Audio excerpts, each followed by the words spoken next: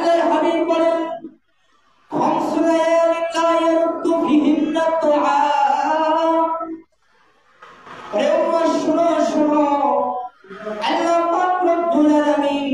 এমন 5টি রাত দান করেছেন যে 5 রাতে বান্দা যদি দোয়া করে আল্লাহ পাক কখনো ফেরত দেয় না। লাইলাতুল জুমআহ জুমার রজনীকে বলা হয়েছে।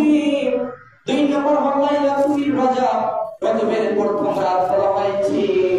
3 নম্বর হলো লাইলাতুল ইসমিন শাবান, শাবানের রজনীকে বলা হয়েছে। সুবহানাল্লাহ।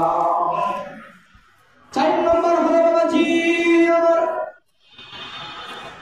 ঈদুল ফিতর, রমজানের ঈদ, ঈদের আগের রাত বান্দা যদি আল্লাহর কাছে দোয়া করে রব্বে কারীম,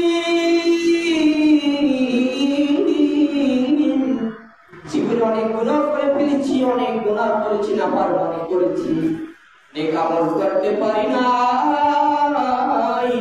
আল্লাহ তুমি আমাকে ক্ষমা করে দাও।